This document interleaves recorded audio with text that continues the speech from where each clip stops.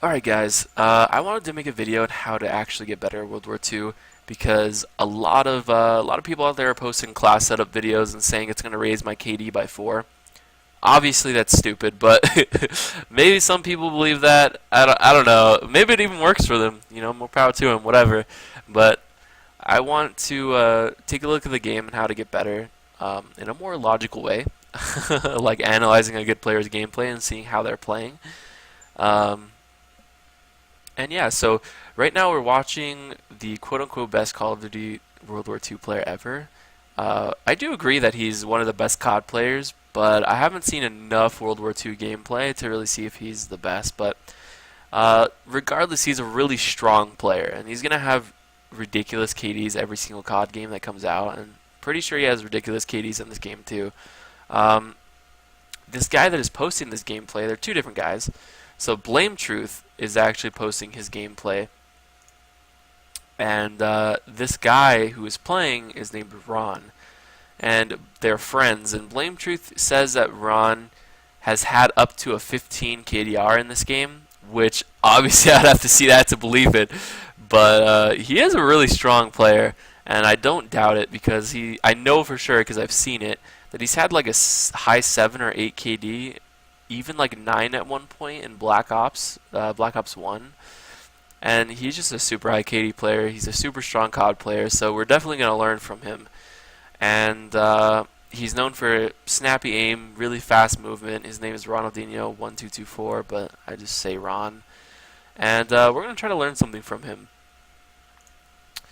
And right off the bat, by the way, he uses we'll look at his class setup. I think that's something we should look at. Because I actually don't think his class setup is very good. So I missed it there. Sorry. Okay, here we go. So his class setup is a PPSH, and he's using Airborne and Primed. Now, the reason I don't think this class setup is that good, like the weapons, fine, machine pistol, PPSH, sick, but he's using Airborne and Primed, and I don't think he ever uses a silencer. I actually can't remember now, but I don't think he uses a silencer on the PPSH. And the other perks you're getting whenever you don't use a silencer with Airborne, you're getting faster sprinting speed and I think longer duration sprinting speed. And I can't remember the other one. You're getting something else, but I think it would be much better if you used a different division if you wanted to use primed, or just use infantry and then you can get larger magazine size, a better movement in scope, or in zoom, whatever you want to say. You get better perks with infantry or even like mountain than using airborne and using primed. I don't really like this class setup. I don't think it's very good if you're not utilizing the silencer. And another thing, he's not going to be rushing around that much, and he's not going to be utilizing like sprint that often. And sorry, I realized that I was blowing in the mic a lot, so hopefully that helped a little bit. But yeah, he's not going to be utilizing the sprint that much, so like using airborne and primed I think is kind of a bad class setup, but that's what he's going to use. And I want to note before we start, because I'm going to be pausing throughout the video, these maps, a lot of these maps, not all of them, but a lot of them play like Nuketown would. They only have 2 spawn points. There's one on the opposite ends of each map. And right here, I want to note something. One thing to keep in mind whenever you're spawning is to realize that you both spawn in relatively the same place, and on this map specifically, it's kind of symmetrical. So you can safely assume that if you're here, the other guy should be around here too. This is something that he does take into account. He kind of checks it first, and he's kind of checking it as he's running here, but he sees someone, by the way, red dot on this side, so he kind of is checking his corner previously to catch this guy, but he ends up getting flanked. But I mean, if you're thinking like you're assuming that someone is going to be in the same spot as you are because you're both off spawn and the maps are symmetrical, he maybe could have been more ready for that kill. But I don't really blame him for dying there because sorry. he kind of checked it. And I don't know what that guy was doing. I think he was AFK at the start, to be honest, because they should have been at the same kind of point. And now he's doing what I usually do on this map and a lot of different maps. I kind of just chill and let people run into me for the first like couple minutes until I can kind of get map control. And it's going to work really well for him. He's just going to work a head glitch.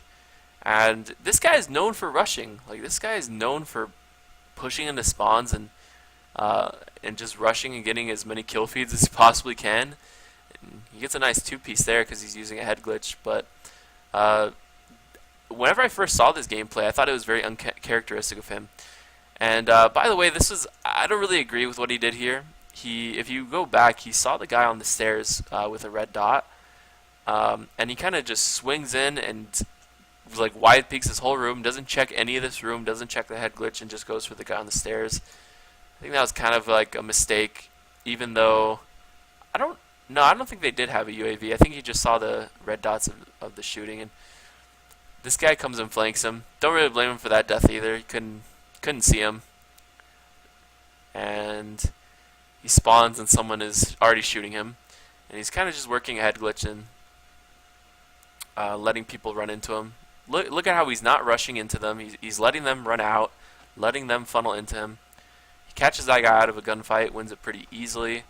And he has a UAV. He sees that no one's kind of on this side here. So he's going to start pushing up. And this is where the real bread and butter starts happening. He kind of works this upper middle half of the map.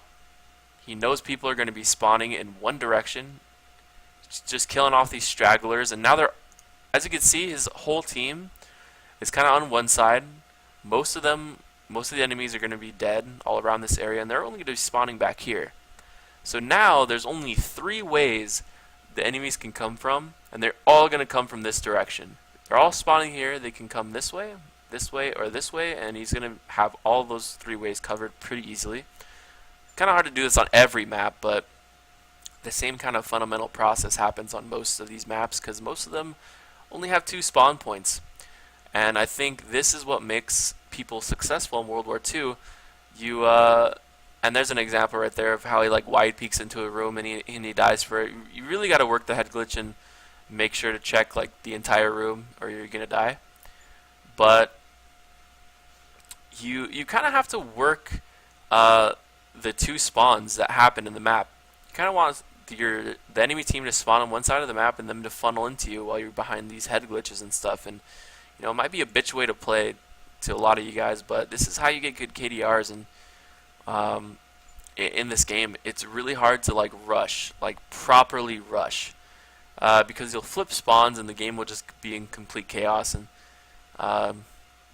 you just won't have any consistency whatsoever. Like when he's doing this, as you can see, people just funnel right into him.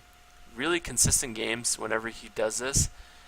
Or I would imagine, whenever I do this, I have pretty consistent games. And there's not really much to commentate here. He's working the spawns, man. He's working the head glitches and letting people funnel into him and just getting free kills. He has UAVs up. Like, this is easy peasy. That guy came out of fucking nowhere, but yeah, this is how you play the game. Like, you just really abuse the 2 spawn system that dumbass Sledgehammer put in the game for some reason. And this is pretty much how all the maps work, honestly, except for I think even like Gustav Cannon, which is a very open map. I think the spawns even work the same in that map, even though it's very open. Obviously, it's going to be a little bit harder, you know, on that map to do what he's doing here. But personally, I don't even play that map. If I see that map on queue, I completely avoid it. It's a shit map. But yeah, he's kind of end up doing the same thing here. He dies right here, and out of the 3 or 4 times I watched this gameplay, there's no way he could have known that guy was there, so I don't really fault him for that. And he was, to his credit, he was in a relatively safe position, and everything seemed okay, but somehow some guy got there. And yeah, he's just kind of doing his thing. He knows exactly where they're going to be spawning. You can tell just by where your team is. You know which side the enemy is going to be spawning, and he's just sitting in this upper half of the map, covering all 3 lanes of traffic, using head glitches to kill people. Nothing too crazy, and He doesn't have to do anything flashy. This is fairly simple. I think anybody with any kind of aim can do this. Doesn't matter how good your aim is. And right there, he juggles targets really well. You can. I don't really want to keep pausing this video. I don't want to make it longer than it has to be, but he kind of juggles targets so that he's only taking one person on at a time, and he's making himself really hard to hit, which is what a really good player would do. Is really good by him. Makes him win the 1v2. And as you can see, his whole team is on one side. They're going to be spawning on the other side. Still just letting him funnel through. Nothing too hard. And he's going to end this game 40-4. And most of the other team just left. And like as you can tell, he's not really doing anything that crazy. Like he's not pulling anything, or he's not really doing anything that's just mechanically insane. And when you look at it, you're probably not saying to yourself it's impossible.